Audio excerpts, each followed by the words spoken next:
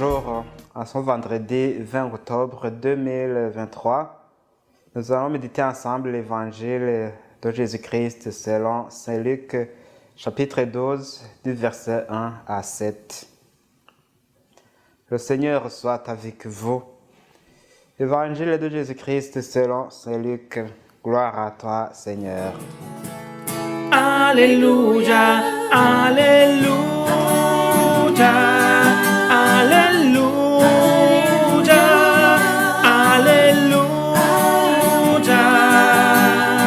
Gloire à toi, ô Seigneur.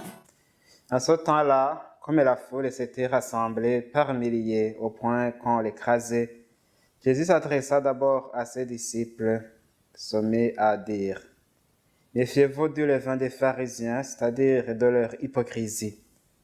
Tout ce qui est couvert d'un voile sera dévoilé, tout ce qui est caché sera connu.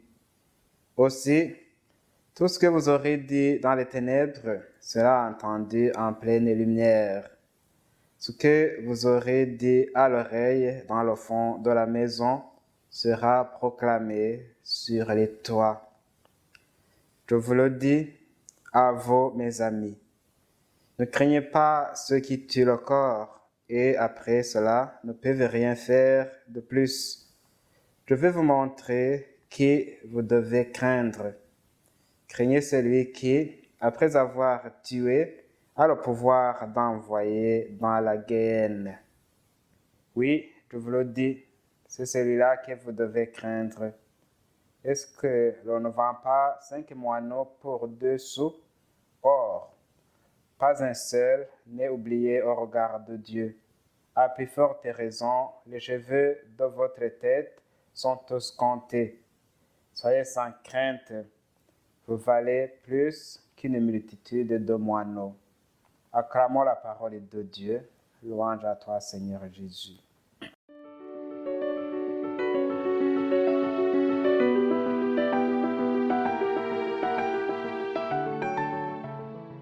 Dans cet évangile, Jésus dit à ses disciples: Méfiez-vous du levain des pharisiens, c'est-à-dire leur hypocrisie. Les pharisiens dont parle Jésus ici sont les gardiens de la foi juive, porteurs de la parole de Dieu. Ils font tout pour être saints en observant le code de sainteté tiré de la loi de Moïse.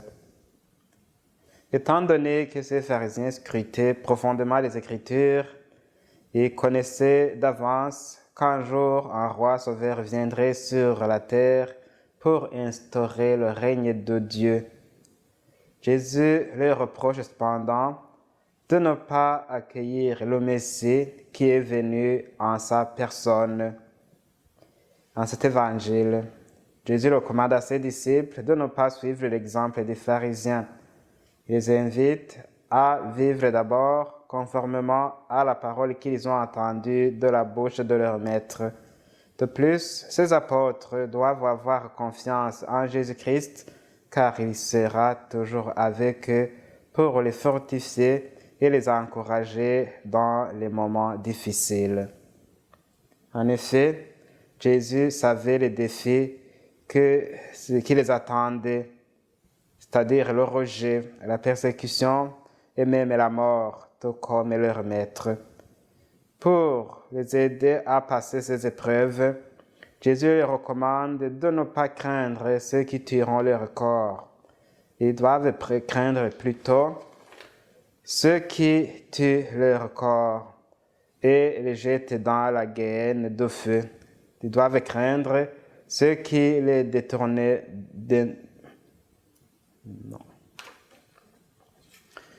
En effet, Jésus savait les défis qui les attendaient: le rejet, la persécution, la mort, tout comme leur maître.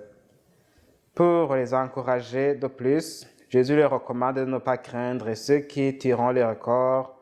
Ils doivent craindre surtout ceux qui tueront leur cœur et les jetteront dans la guêne de feu.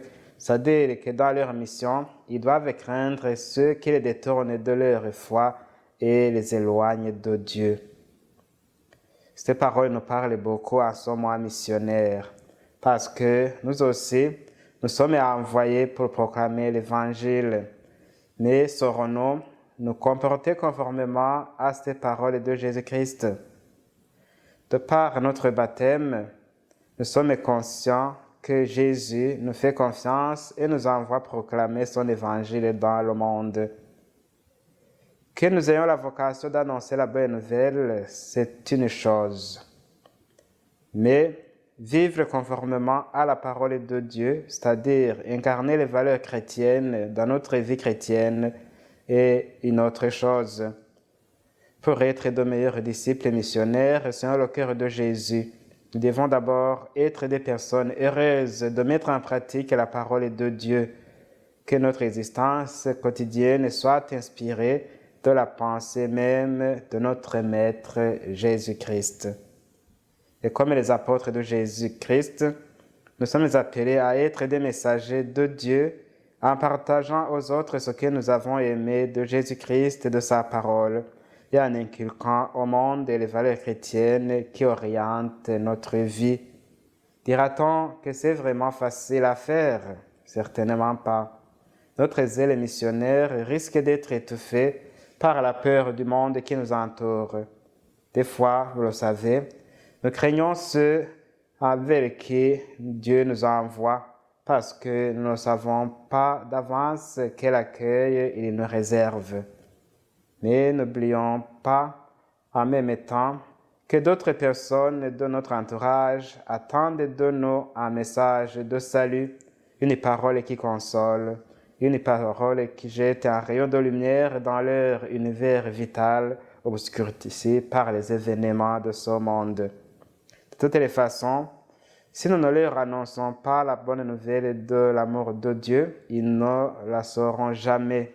La semence de la foi semée dans leur cœur germera difficilement, car selon la parole de saint Paul, la foi naît de ce que l'on entend, et ce que l'on entend, c'est la parole de Dieu proclamée par des témoins fidèles.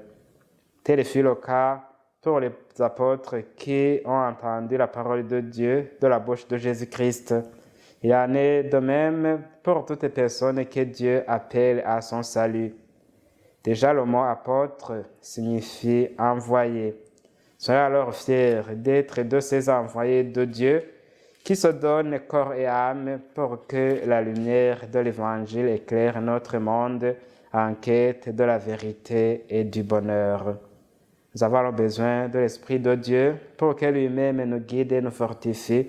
Demandons alors à Jésus de mettre en nous encore les grâces de son Esprit pour que nous soyons toujours ses témoins en ce monde.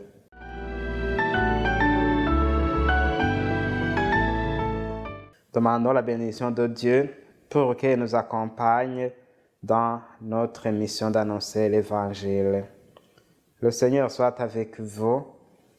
Que Dieu Tout-Puissant nous bénisse, le Père, le Fils et le Saint-Esprit. Amen.